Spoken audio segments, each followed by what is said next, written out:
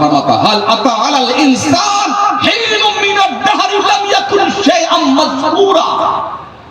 एक वक्त इंसान पर ऐसा गुजरा है जब ये कोई काबिल जिक्र चीज नहीं था, एक नापाक कतरा था।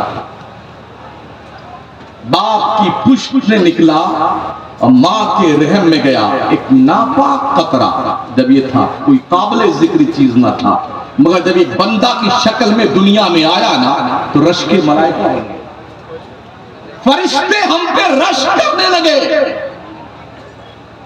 हदीस शरीफ में आया है जब मलकुल मौत रूह निकालने आता है तो 500 फरिश्तों को लेके आता है, 500 फरिश्तों। वो क्या करते हैं, आके उस मरने वाले को दबोचते ताकि भागने ना पाए। रूह आसानी से नहीं निकलती भाई साहब।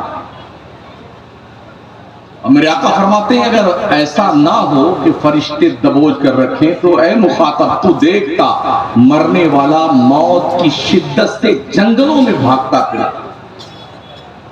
रूह नहीं आसानी से निकलती।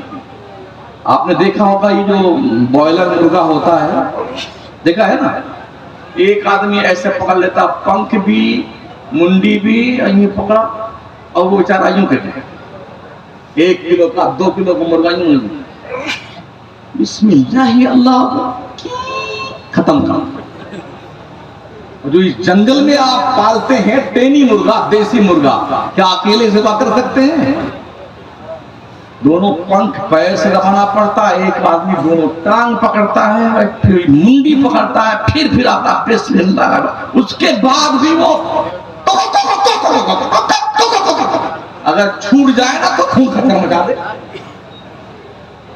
अगर ये छोटी सी मखलूक की जान इतनी आसानी से नहीं निकलती है तो ये 6 फीट के हजरत इंसान 6.5 फीट के, क्या इनकी जान आसानी से निकल जाती है?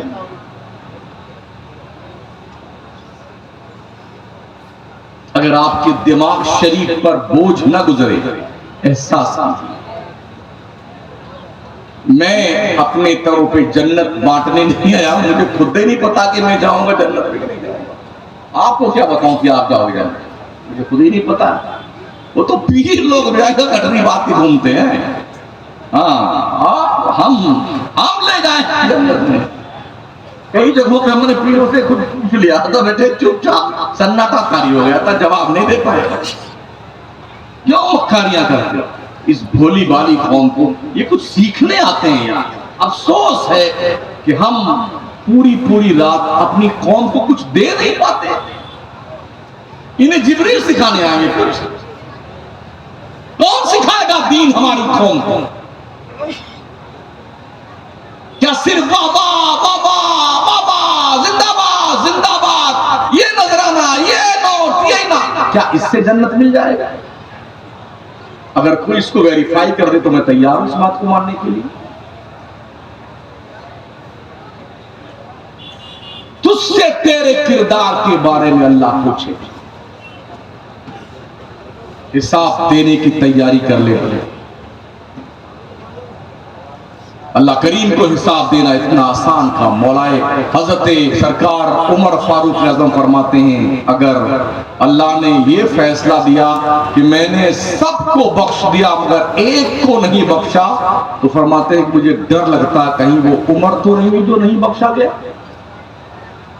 जिस उमर की नेकियां आसमान के तारों के बराबर हैं, जिस उमर की शान लौकाना नबिया बअदी लौकाना बअदी नबिया लकाना उमर इब्न खत्ताब, अगर मेरे बाद कोई नबी आना पॉसिबल होता तो उमर नबी बन के आ गया। वो उमर कह रहे हैं कि उमर डरता है कि जो बख्शा नहीं गया कहीं उमर तो नहीं।